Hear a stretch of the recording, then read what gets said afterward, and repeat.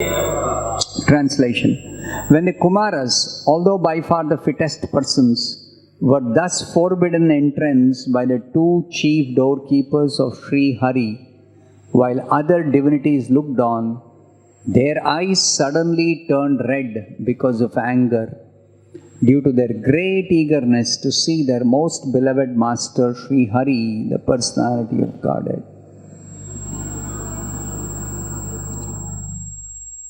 Please repeat this translation. When the Kumaras, although by far the fittest persons, were thus forbidden entrance by the two chief doorkeepers of Sri Hare, while other divinities looked on,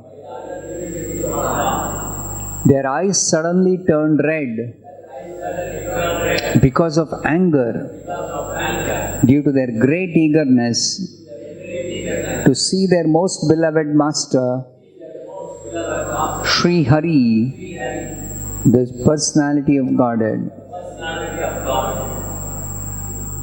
Purport by Srila Prabhupada.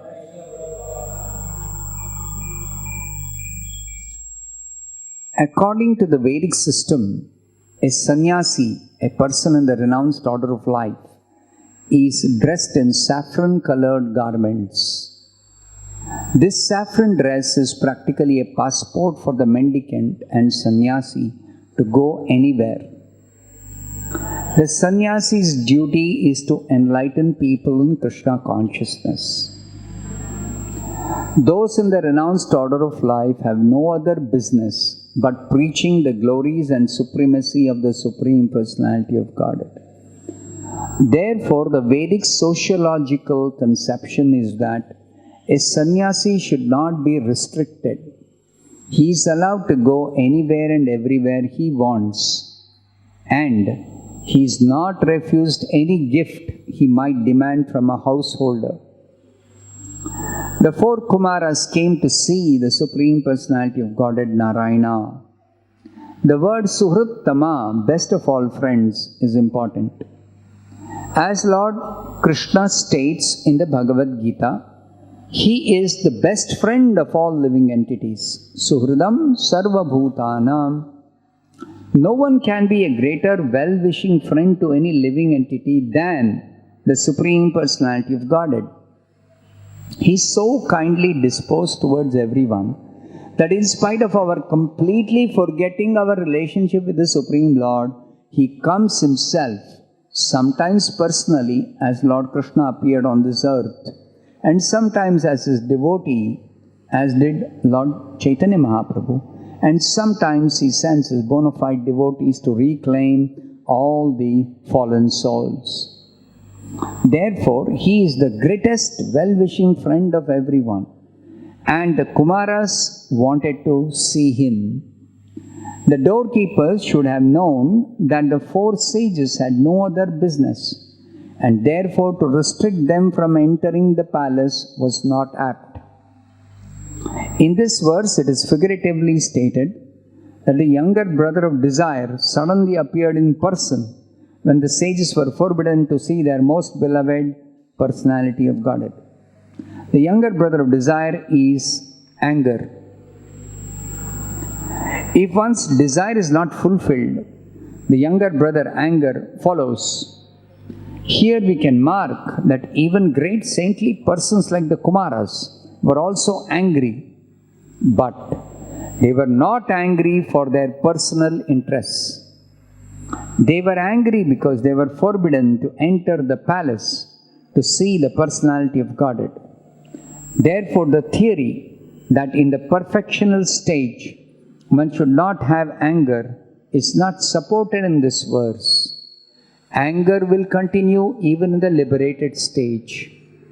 These four mendicant brothers, the Kumaras, were considered liberated persons, but still they were angry because they were restricted in their service to the Lord. The difference between the anger of an ordinary person and that of a liberated person is that an ordinary person becomes angry because his sense desires are not being fulfilled.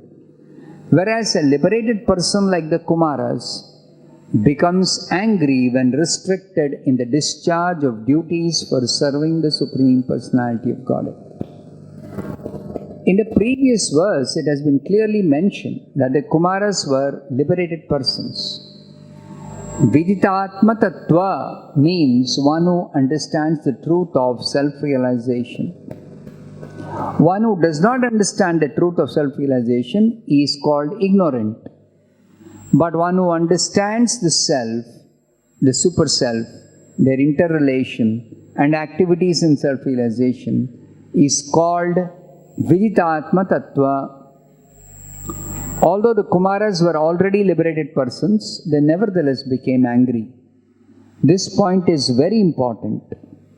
Becoming liberated does not necessitate losing one's sensual activities. Sense activities continue even in the liberated stage. The difference is, however, that sense activities in liberation are accepted only in connection with Krishna consciousness, whereas sense activities in the conditioned stage are enacted for personal sense gratification. Thus ends the Bhaktivedanta purport.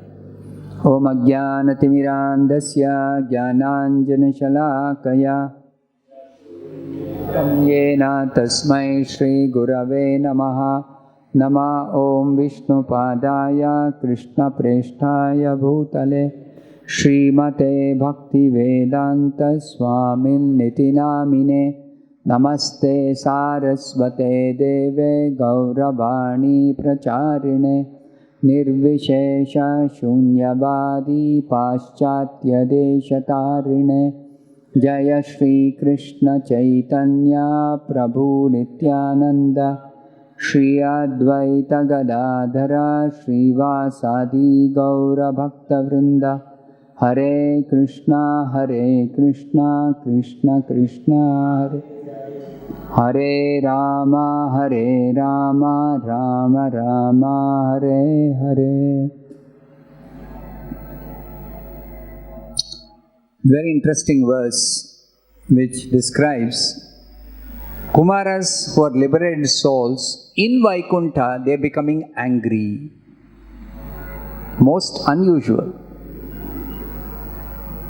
Very, very rare to find such a instance. In the spiritual world, everyone is fully satisfied, always engaged in trying to please the Supreme Lord. And the Lord reciprocally always wants to please His devotees. So it's a very cordial atmosphere, very nice atmosphere prevails in the spiritual world. So in such a place the Kumaras have reached, and astonishingly and outrageously they were prohibited from entering the abode of the Lord by two doorkeepers who stopped them, even though they were the fittest persons. Su-arhattamā, the fittest persons.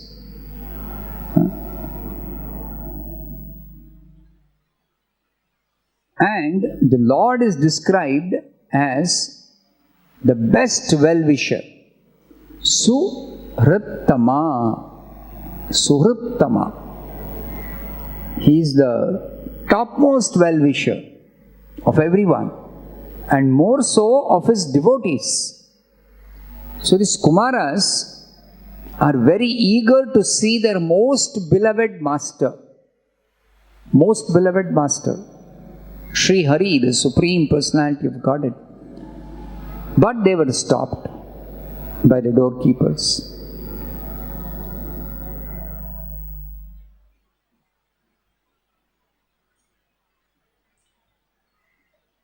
And therefore they became angry suddenly. They became angry. And it is described, their anger was very much visible, that their eyes suddenly turned red.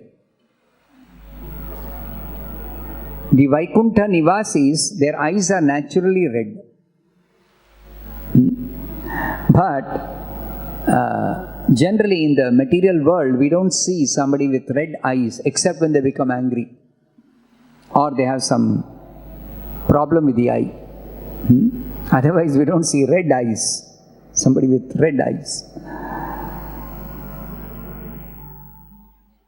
So, Prabhupada elaborately explains in the purport this point of anger and very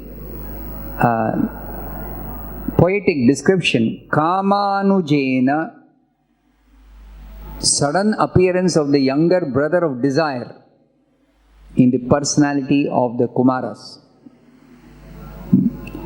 So, this is a description of anger as something which anuja means also to follow.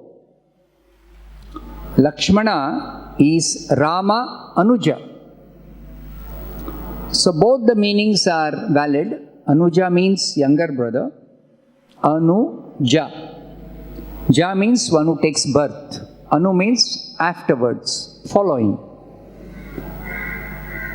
So younger brother takes birth after the older one is born. Correct? So Anuja means younger brother. And Anuja also means one who follows. One who follows. So here, kāma-anuja, the younger brother of desire, means if desire is unfulfilled, it is generally followed by anger. Anger is younger brother of desire. This is a poetic description. It actually means anger follows desire which is unfulfilled. Now, if we read the Bhagavad Gita, nowhere it is mentioned, at least as far as I know,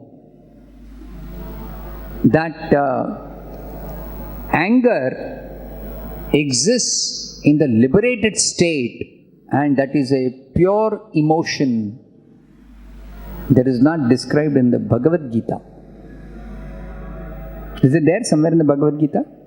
In the verses? Even in the purports I didn't see. But in the Bhagavatam there is description. Anger in the conditioned state, which is a negative quality, which is detrimental for our spiritual progress, which can result in criminal activities being performed, laws being broken, uncontrolled anger. Sometimes they say murders happen simply because the person who committed that murder was unable to control his anger.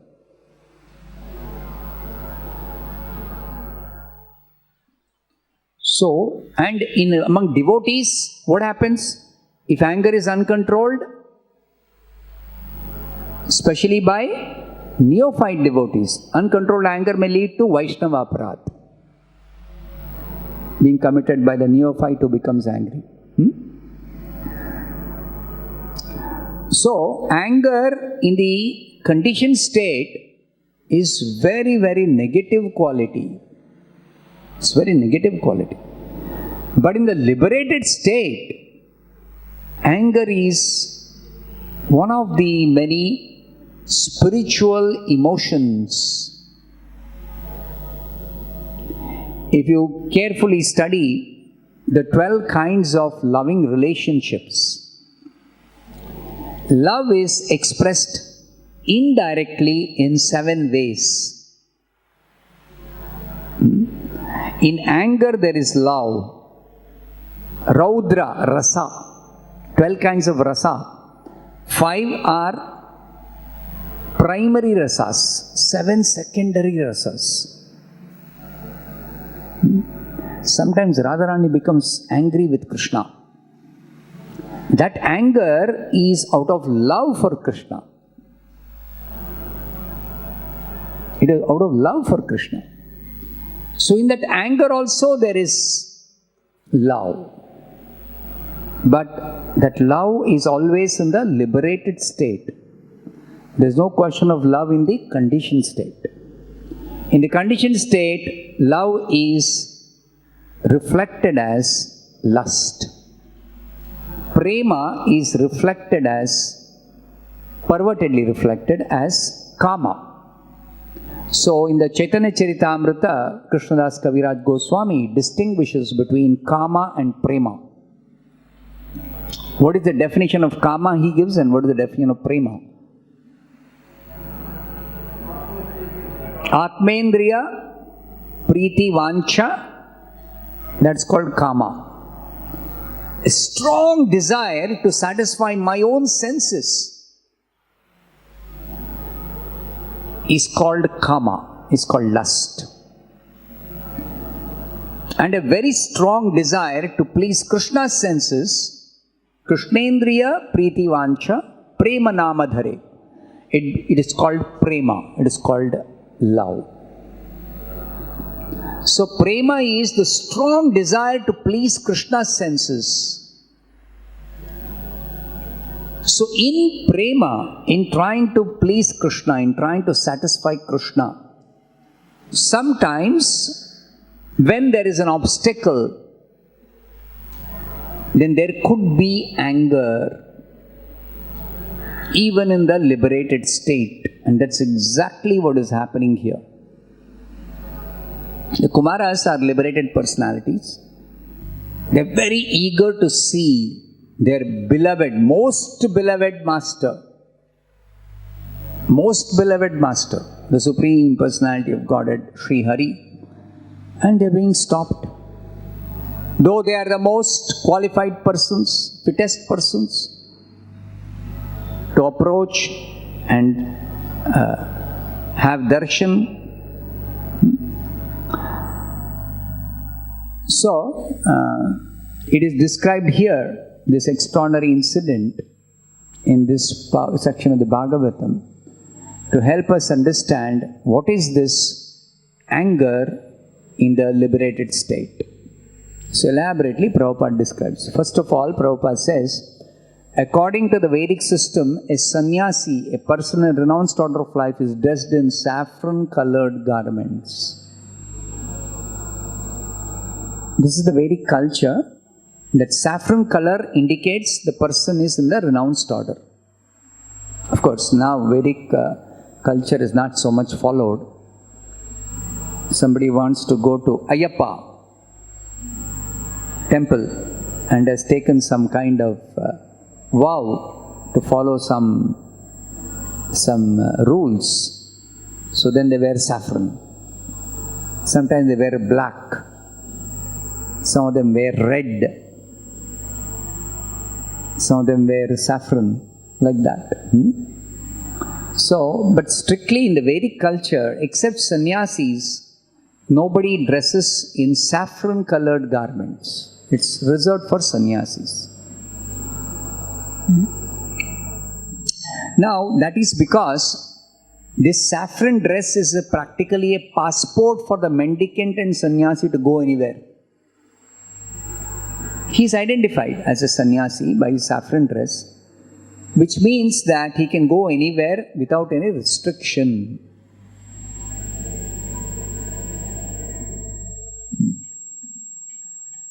Mendicant, you understand what is mendicant? What is the meaning of the word mendicant? It's an English word. Beggar, one who begs. Now, sannyasis, sometimes they go begging from householders simply to get an opportunity to enter the householder's house. And why are they trying to enter? In order to enlighten them in Krishna consciousness. That's why Prabhupada says, those in the renounced order of life have no other business but preaching the glories and supremacy of the Supreme Personality of Godhead. The Vedic culture, the sannyasis are simply meant to travel and preach. Especially to the householders who become busy with their family life and may forget the prime goal of life, self-realization. To awaken such householders, to enlighten them in Krishna consciousness, a sannyasi travels and preaches. So, this phase of sannyas, there are 4 phases of sannyas. This third phase of sannyas called parivrajaka, 4 stages of sannyas or 4 phases of sannyas. Kutichaka, Bahudaka, Parivrajaka and Paramahamsa. So Kutichaka is the stage where a sannyasi, especially after giving up the household life, in different stages, the sannyasi is able to develop complete renunciation. Full renunciation is difficult right in the beginning of accepting sannyas. So the preparatory stage for full renunciation is called Kutichaka, where one stays just outside the village or outside his home, little distance. And the food keeps coming from home, but he does not visit his house.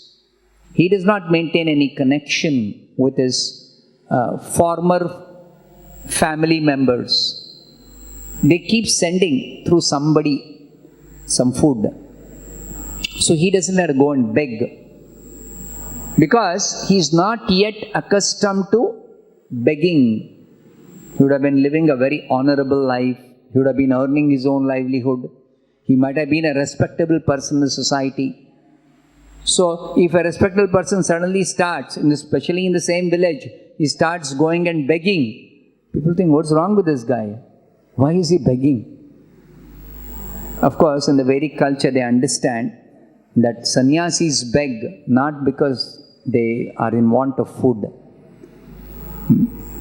They are begging out of humility. They are begging because they want to actually give an opportunity for the householders to do some seva to the Supreme Lord through giving something to the sannyasi. So many different reasons can be given like that, why sannyasis beg. But in the Vedic culture, the general people understand that a sannyasi is not simply begging because he is a parasite in the society or he's become lazy. No. So, but the sannyasi himself may have some hesitation to go and beg. So in the beginning, the food comes from home.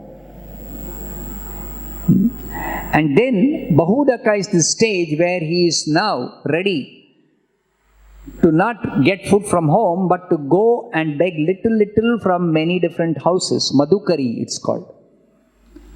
The profession of a bee. What does a bee do? It goes to different flowers and takes little, because every flower, how much it can give nectar? Very little. So the flower doesn't become completely useless and dead when the bee takes little nectar. But it collects nectar from many flowers and ultimately so much of honey. It makes wonderful honey out of the nectar it collects from flowers. Only the bee can do. No scientist can do this. No scientist can do this. Only the bees can do this. So the bees collect nectar from so many flowers. So similarly, the sannyasi in the Bahudaka stage, he goes to many different houses, begs little. So that the householders will not feel a burden. And he himself is able to get his minimum requirement without any difficulty. A sannyasi is generally not allowed to cook. He should not cook. He should go and beg and take whatever is given and just eat for just maintaining his body and soul together. That's the recommendation for the sannyasi, renounced order of life. So, Bahudaka stage is the second stage where he goes and begs. And that also he'll beg in places generally known to him. Generally does not go to an unknown place. It's like he goes to a house where they know, oh, he was a very respectable person, he was working, he is not a lazy bum. Now he has taken sannyas, therefore is coming and begging. So very happily they will give.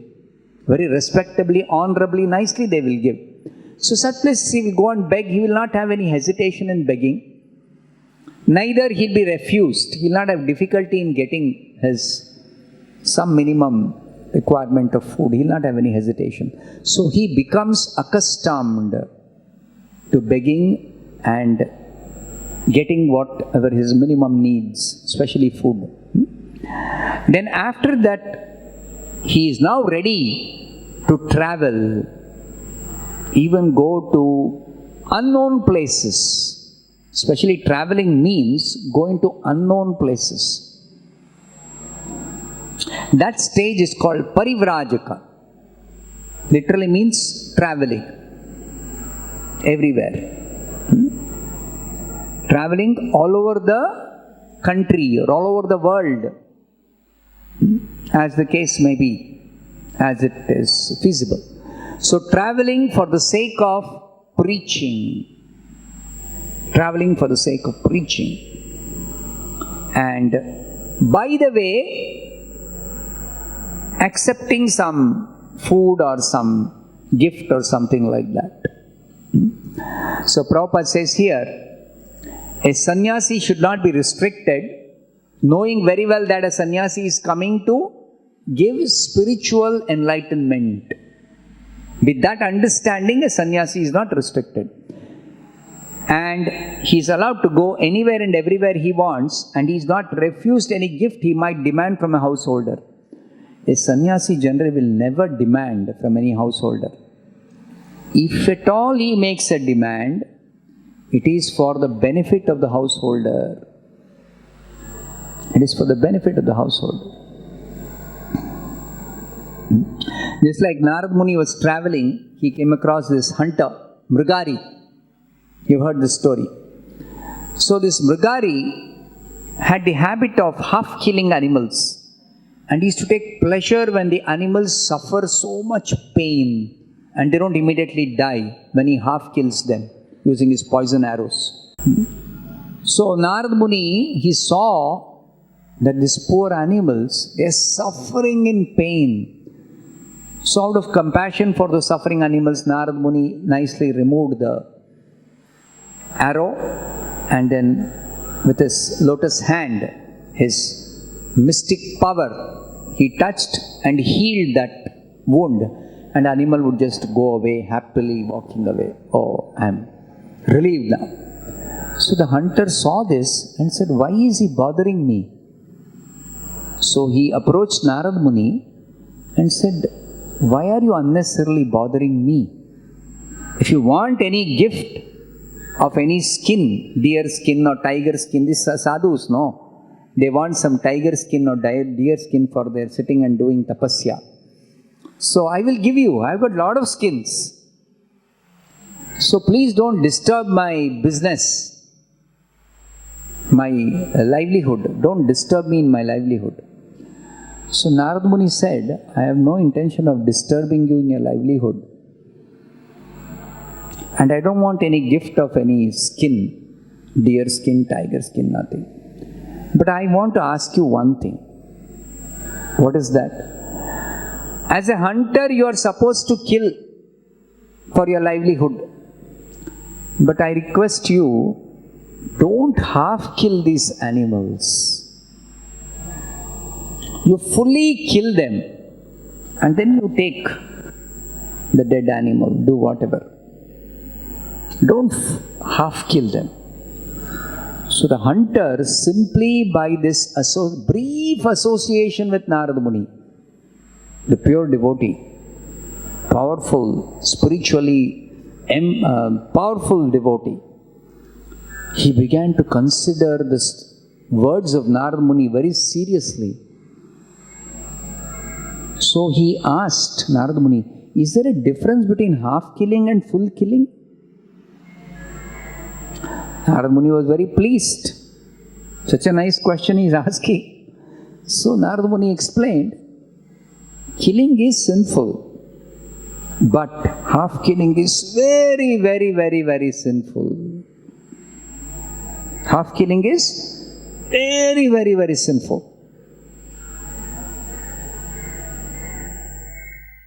So at least,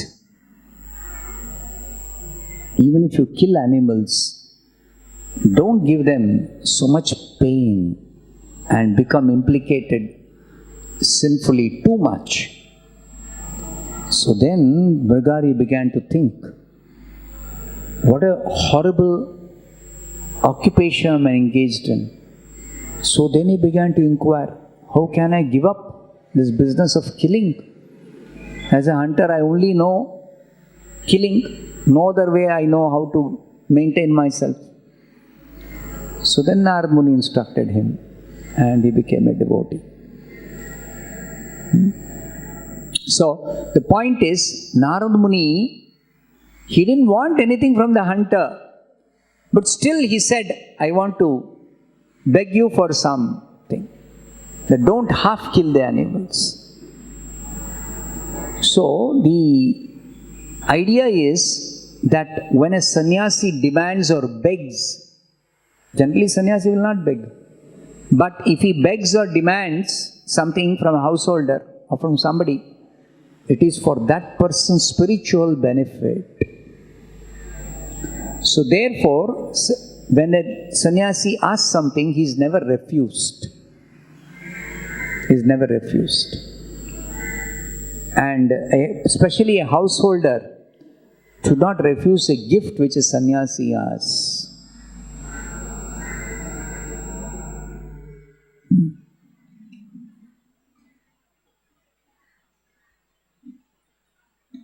It's very interesting that Prabhupada, when he went to the West, and even before going to the West, in India also, as a sannyasi, he was never going and begging anybody for his needs, minimum needs. How was he maintaining himself? By printing books and selling them. He did this even in America. Even in America he did this.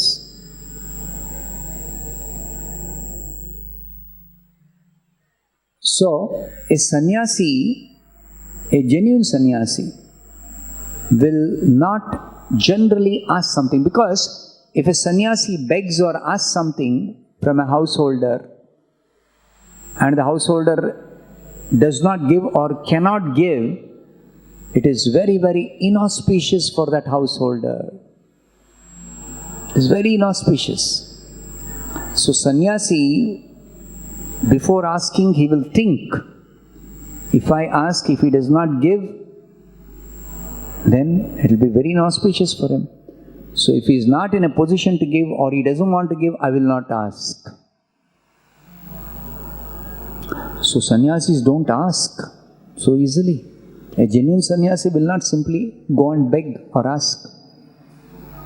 Even brahmanas sometimes, Sudama, Krishna's friend Sudama, he would not go and beg. If somebody would not come and give him some dana, he'll not have anything to eat. He'll just drink some water and sleep. So at one time, continuously for many days, I don't know how many days or weeks or months, no, he has not eaten anything. He's becoming very, very, very, very weak and reduced to skin and bones. And then his wife is worried, what is going to happen to him? And you know the story after that. What happened? So there are enlightened brahmanas. The Bhagavatam describes why was he not going and begging for some food when there was no dana coming. So because Bhagavatam says, Shukadeva Goswami says this, he was very enlightened. He is simply depending on the Supreme Lord. If somebody comes and gives some, Supreme Lord sends something, it's fine. If he doesn't send something, it's okay. It's still okay. So, a sannyasi also sometimes as a Paramahamsa, he may not beg anywhere. Madhavendra Puri was like that. Once he went to Mathura and he was just sitting. He had fasted for some time, 2-3 days. He had not taken anything. And then he was sitting and he was just chanting. Suddenly one cowherd boy came and gave him some milk and said, "Why are you fasting? Why don't you beg for some food? In this village no one fasts. And if somebody is in need, I supply." So it is Krishna himself who had come. Later on, Madhavendra Puri came to know it is Krishna himself who had come to give him. So this is the mood of a Paramahamsa. This is the mood of enlightened Brahmanas. Krishna will provide whatever I require. Yadruchalabha santushto. Satisfied with whatever comes of its own accord. Never demands, never even goes and begs.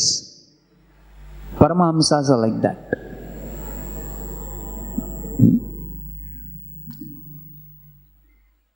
So, therefore it is described, the position of a sannyasi is being described by Prabhupada. And reciprocally,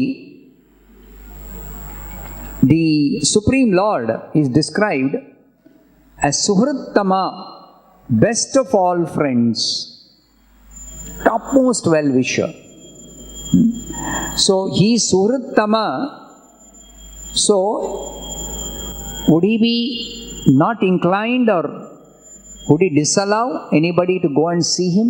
Especially those who are very, very eager to see him, those who are fit to see him, those who are liberated souls. Will he ever stop? Would he like somebody stopping them? No. That's why in the previous verse it is described, pratikula shīlau, bhagavat pratikula shīlau. The act of the two doorkeepers in stopping the Kumaras from seeing the Supreme Lord is totally against the principle of pleasing the Supreme Lord. It is not at all favorable, it is unfavorable. Pratikula shīlau. Bhagavat pratikula shīlau. So Prabhupada explains that the Supreme Lord himself comes to deliver. Forget about somebody approaching the Lord. If somebody due to ignorance they are lost in this material world, they are going on and on with their materialistic life, repeated birth and death. The Lord comes. He comes personally as Krishna sometimes. Sometimes he comes as Chaitanya Mahaprabhu, as his devotee. He himself comes as his devotee. And sometimes he sends his bona fide devotees to reclaim the fallen souls. The Prabhupada has come. Sent by Krishna, sent by Chaitanya Mahaprabhu. So the idea is that the doorkeepers should have known the four sages had no other business, and therefore to restrict them from entering the palace was not apt. It was not proper at all. So the sages became angry because they were stopped in their desire to see the most beloved personality of Godhead, most beloved Master. So when there is an obstacle for devotional service, pure devotional service, at such a time, if a pure devotee, in order to overcome the obstacle, whatever he may do, that is approved by the Lord, that is never to be seen as against the devotional principles. Never to be seen like that. So sometimes the devotees become angry. Chaitanya Mahaprabhu, he became very angry when Nityananda Prabhu was attacked by Madai. he became very angry. So Chaitanya Mahaprabhu is so very merciful. He is most merciful, even to the most fallen people. How can he become angry? So, Prabhupada explains, Shastras explain, becoming angry not because they are themselves affected. Becoming angry against somebody who mistreats or ill-treats other devotees, other Vaishnavas or the Supreme Lord. For a devotee, other devotees or the Supreme Lord. And for the Supreme Lord, he will tolerate. Narasimha, he became very angry against Hiranyakashipu. Not because Hiranyakashipu was against the Supreme Lord, no. It was because he was giving so much torture to Prahlad. That's why he became angry. So anger has a place in devotional service, and it is very appropriate for the Kumaras to become angry. It should never be considered wrong. And Prabhupada says, the theory that in the perfectional stage one should not have anger is not supported in this verse. There is anger even in the liberated stage. Then we should also be cautious to understand that in the neophyte stage, one should not take this as a concession that if I become angry against some other Vaishnava especially, and in general against somebody else who obstructs my devotional service, it's okay. That is a misunderstanding. That's a wrong understanding of a neophyte devotee. So as neophytes, we should not become angry. We should not become angry.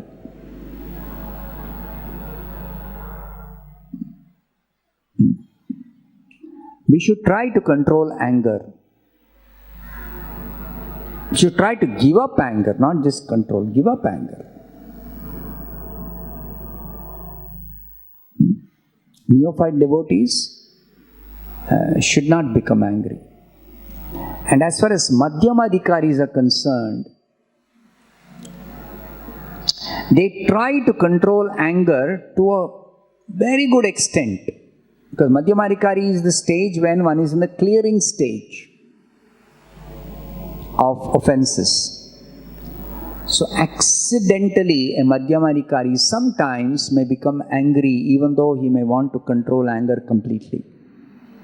In such a case, others should not actually consider that the Madhyamadhikari has made an offense, has made a mistake. No. So that should be overlooked. That should never be taken seriously. And an Uttamadhikari, whether he becomes angry or does not become angry or becomes very, is tolerant, whatever be his reaction or dealings, in all cases, he is situated on the transcendental platform, and whatever his reaction, that is completely spiritual. That should never be misunderstood. Just like Prabhupada sometimes would become angry. Sometimes. Very rarely, it's said by his disciples. Very rarely. But if he becomes angry, that is for the benefit of the disciple. For the spiritual benefit of the disciple. To correct the disciple. Or to make the disciple understand what the mistake the disciple is doing is very, very, very detrimental for the disciple's own spiritual advancement. Sometimes the spiritual master will tell very gently, don't do this to the disciple. The disciple will not take very seriously, or he will not take consider that I must avoid doing some mistake, which the spiritual master is telling I should not do it. And he is personally pointing out, very serious, I should not do it. But then he doesn't take it very seriously. He keeps on repeating the mistake. Sometimes when Prabhupada sees he's repeating the mistake, grievous mistake, he becomes angry. Then the disciple should understand, oh, it's very serious. I should be careful. So, in Uttama-adhikari, there is no question of considering whether it is his weakness, he's lost his temper. No. There is no question of weakness, losing temper there is no losing temper for a pure devotee, for a Uttama-adhikari, for a Mahabhagavata. No. So therefore, for neophyte devotees especially, it is recommended control kāma-krodha-vimuktānām taya. What is that? What is that verse? 7th chapter. Kāma-krodha-vimuktānām yatīnām yatachetasām abhito brahma-nirvānam. I think 5th chapter. No, it's not 7th chapter.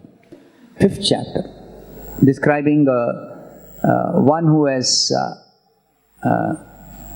eligible for attaining liberation and supreme in the very near future.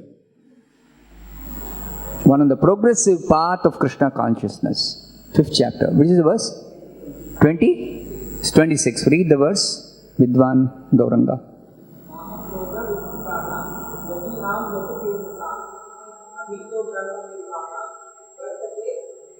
Vididātmanām. This translation? Those who are free from anger and all material desires, who are self-realized, self-disciplined, and constantly endeavoring for perfection, are assured of relation with the Supreme in the very near future. You see? So, the scriptural injunction is we have to give up anger.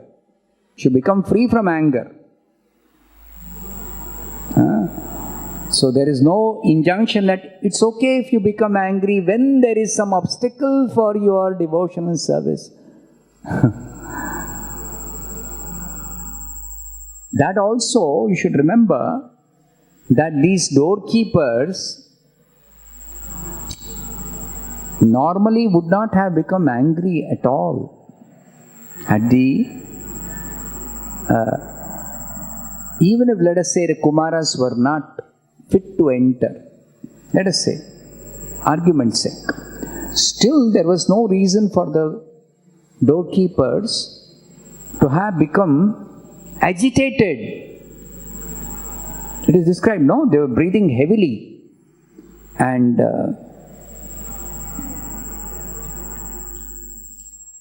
from their arched eyebrows, discontented nostrils and reddish eyes, they appeared somewhat agitated. They had become agitated. Who are these? Simply creating nuisance here. Then they said, stop. After becoming agitated. So, it is not expected, neither in normal circumstances, these doormen who are pure devotees of the Supreme Lord would have become agitated, would have stopped the Kumaras. No. So we'll understand the Supreme Lord has got another plan. This is exactly like in the first canto, it is described that when Parikshit Maharaj had gone to the forest, and he could not get water, drinking water, and he became very upset with one sage who did not receive him properly, who did not offer him even water, and he could not find any water. So out of some kind of being upset, you can say even he became angry at the sage. He put one dead snake as a garland round the sage. Shamika Rishi. So this is unprecedented. It was never expected from Parikshit Maharaj. He couldn't have done it. As a pure devotee, he couldn't have done it. He would never have done it. So the Lord has got a plan. He wanted Parikshit Maharaj to come back quickly. Come back to me. And before coming back, let the Bhagavatam be revealed by the lips of Shukadeva Goswami. Shukamukhad amruta drava samyutam pivata Bhagavatam rasamalayam. For the benefit of the whole world, let Parikshit make inquiries from Shukadeva Goswami and hear the Bhagavatam. Apparently because he was cursed. And why was he cursed? Because he misbehaved with one Rishi, faultless Rishi. He misbehaved. So all this is arranged by the Lord. Whole thing is arranged by the Lord. Same way here also, it is arranged by the Lord. Neither the Kumaras had fault, becoming angry, nor the doorkeepers are at fault, having stopped the Kumaras. You see, it's all arranged by the Lord. So, when somebody is on the spiritual platform, devotees and the Supreme Lord, there is no possibility of any mistake, any error. Everything is perfect on the spiritual platform. And contrast to that, on the material platform, nothing is perfect. Everything is contaminated by the three gunas. Everything is imperfect. Even actions done in Sattva-guna are imperfect. Why? Because there is reaction. Even in Sattva-guna there is reaction. So nobody can act on the material platform perfectly, following all the laws, so that there will be no reaction, no bondage. Impossible. On the material platform, there is no possibility of avoiding reactions, avoiding bondage. On the spiritual platform, there is no possibility of any material reaction, no possibility of any bondage. Everything is perfect. So this we should clearly understand. Therefore, we should strive to elevate ourselves to the spiritual platform. And after having elevated, the challenge for neophytes is to remain on the spiritual platform. What happens?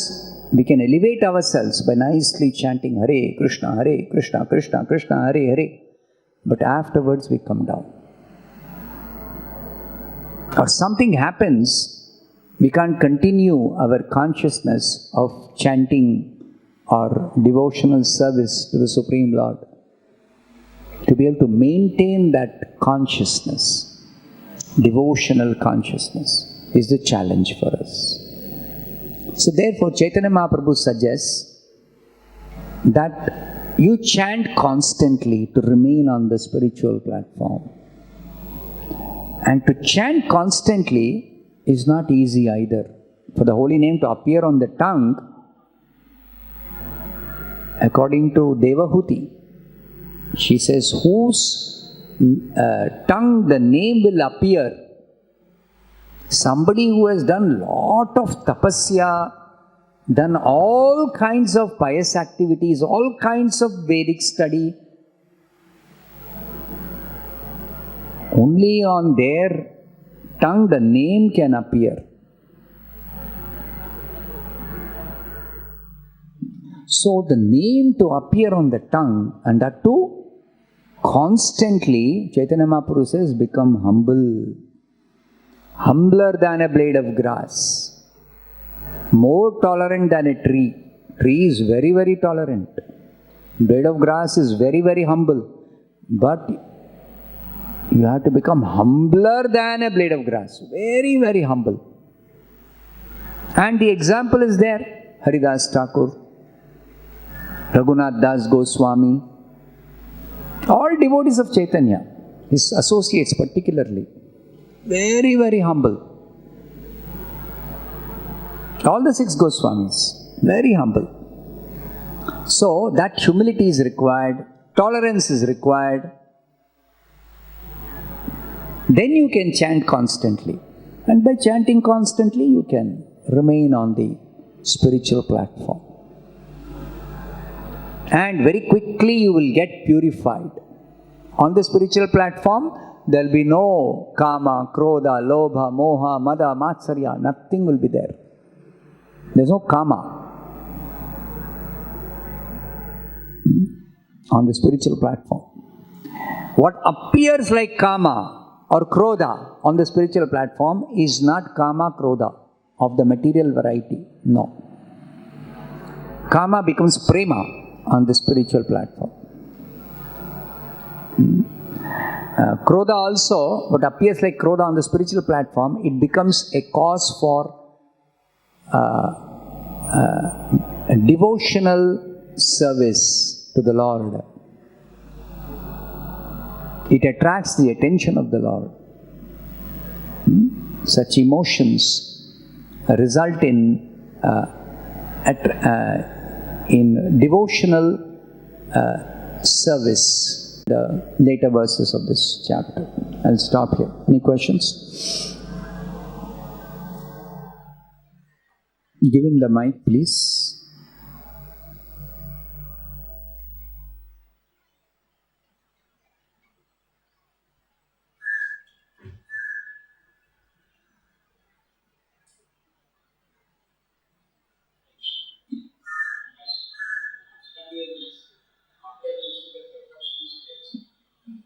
How they are going to get related to the background of rendering devotional service.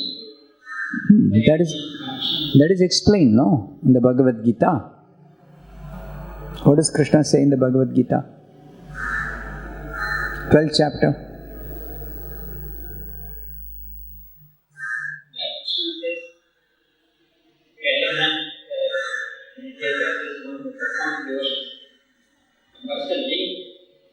That is link is also given by Krishna there, no? Prabhupada explains in the purport. In that 12.12, 12.12, he says there are 2 different paths to attain the stage of pure devotional service. One is the direct path, other one is the indirect path. The indirect path is, first you begin with sacrifice results of your activities for a good cause. Gradually that will lead to cultivation of knowledge. That will lead to meditation. That will lead to sacrificing for the Supreme Lord. And that will lead to working for Lord and then following the regulated principles of sadhana bhakti and then the spontaneous devotion. That's a gradual path. But there's a direct path. What is the direct path? When one comes in contact with pure devotees, then one begins devotional service, pure devotional service. All of us. We are not on the gradual path, we are on the direct path. So we begin devotional service. Even simply somebody chants Hare Krishna. However they chant, they begin devotional service. And then they will gradually make progress on the direct path. So Prabhupada says in that purport 12.12, direct path is recommended. Especially in Kali Yuga. Kali Yuga people, direct path is recommended. The gradual path is there, it is there, but it is not practical in Kali Yuga. It takes a lot of time, it is very, very, very slow progress. It's a possibility of getting diverted, distracted so much, and even more delay.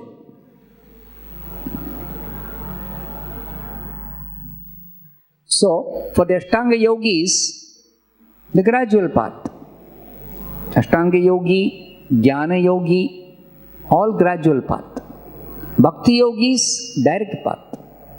Especially sadhana bhakti, those who accept the process sadhana bhakti. So they have to wait. Ashtanga yogis have to wait.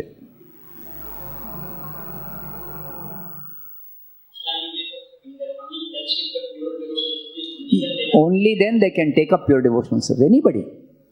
So they have to wait for coming in contact with a pure devotee or the Supreme Lord Himself, Personality of Godhead.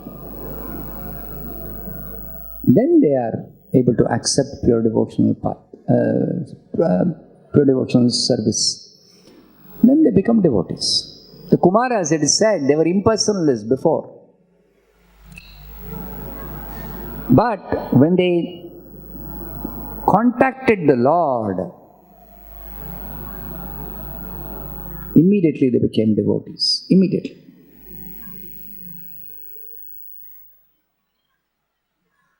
Rahugana, he was a very pious king.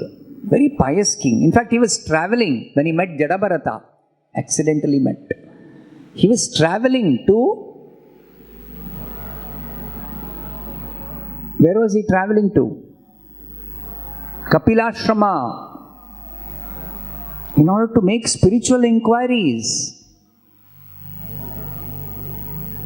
And the Lord arranged, you don't have to go that far. Here is my Paramahamsa devotee. Just by contact with Jadabharata, he became himself perfect.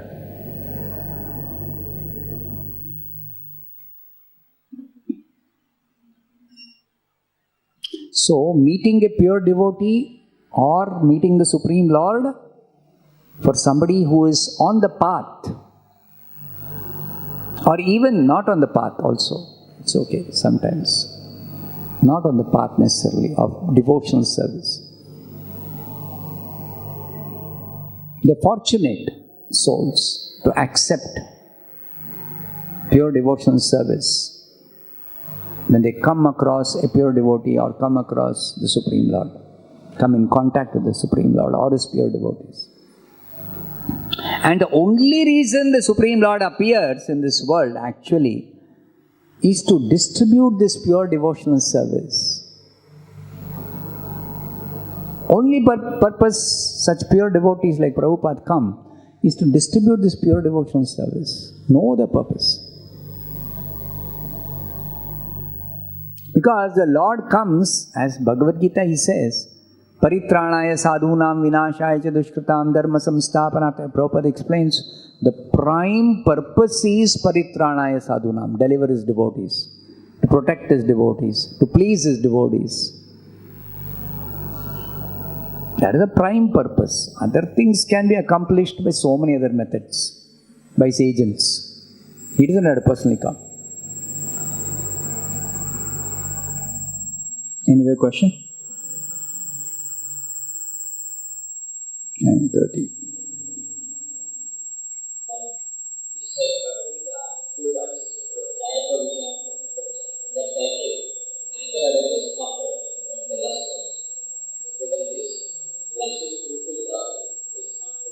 Lust is strong desire to satisfy my senses.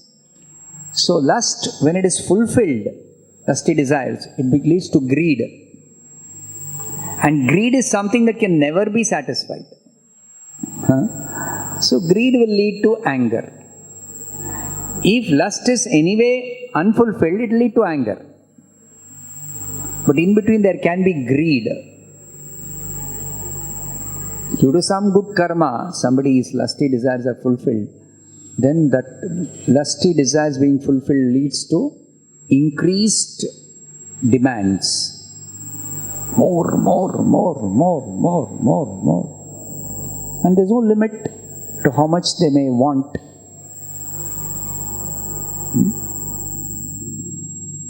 Lust can never be fully satisfied.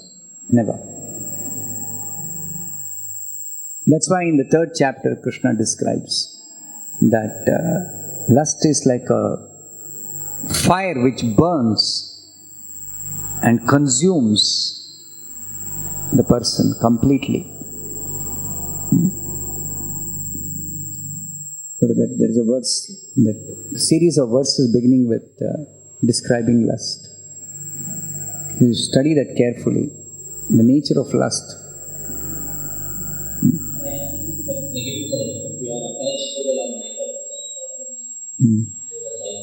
Yeah. In course of doing devotional service, if there is some anger, then that is residual contamination from the past. So, even among God brothers, neophyte God brothers themselves, if let's say one God brother becomes angry, neophyte stage, the other should not retaliate or discourage him in his service. No. Should be a little tolerant. There's one more point I didn't mention. Neophyte, I myself should not become angry, but somebody else becomes angry, you should understand that it is residual thing from the past. Because every day we are chanting, we are trying to purify. It will take some time. There's no instant purification. No, it takes time. So, we should be tolerant towards other devotees' anger. And our own anger, we should strenuously try to control, to give up. That we should do. That should be our attitude. Yes, you want to ask something? Last question. Maharaj, in higher planetary system, inhabitants will be having subtle body. So how to perceive this? Like in case of Mars, there is subtle bodies, but still their body is like a 5 years old boy. No, that 5 years old you leave it. Subtle body has nothing to do with 5 years, 10 years and all. Subtle body, subtle body. Now subtle body, what appears like, what is like a subtle body for us, for them, the subtle body is like what is gross body for us. In their platform. They see normally, like I see you, they see each other. They interact, they do everything. Like, to give you an example, this Nalakuvara Manigriva. They are demigods in the heavenly planets. Okay? So they were enjoying with some girls, naked. So what is this conception of naked for subtle body? So subtle body also, everything is there. Enjoyment is there. You follow? It's not just gross body, there is something called body covering with clothes. No, even subtle body there is covering, uncovered. That's why you read these pastimes, read very carefully and go through what Prabhupada says. So many things Prabhupada explains in detail. That's why you should read carefully. When Chaitanya Mahaprabhu appeared, so many devatas, they came to see the newborn child. Krishna has appeared as Chaitanya. So they came disguised as human beings. This is mentioned in the Chaitanya Charitamrita, the Krishnadas Kaviraj Goswami. So they will look like people of this world, of this planet, of this neighborhood. After all, who will come? Neighboring people only. Those days, where was travel and all that? Not so much. They would travel walking. People of the earth. Except yogis can go by Siddhi. Okay. But other than yogis, normal people, they will Even learned Brahmanas, qualified Brahmanas also, they had to go walking, or palanquin, or horseback. Horseback Brahmanas will not go. Kings will go.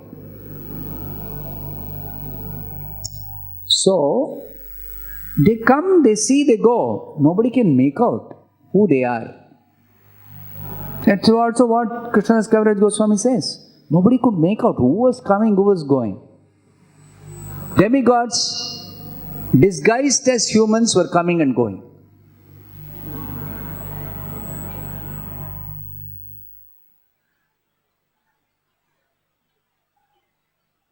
Lot of things are there. Lot of details are given in the Bhagavatam and Chaitanya Charitamrita.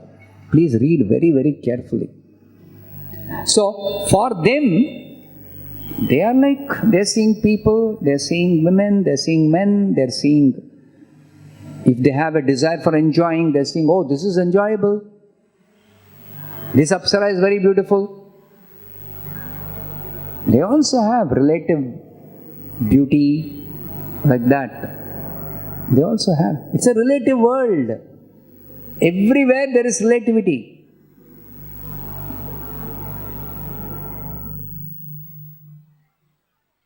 So we cannot see with these eyes, subtle body.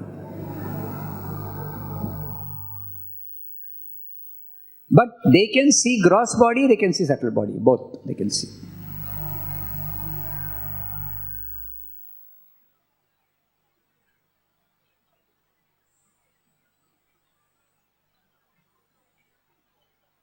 It's just like these creatures which are crawling, ants, they say 2 dimension only they can see. Now we can see 2 dimension, we can also see 3 dimension. But they cannot see 3 dimension. They can only see 2 dimension. You understand? Crude example, of course, I am giving.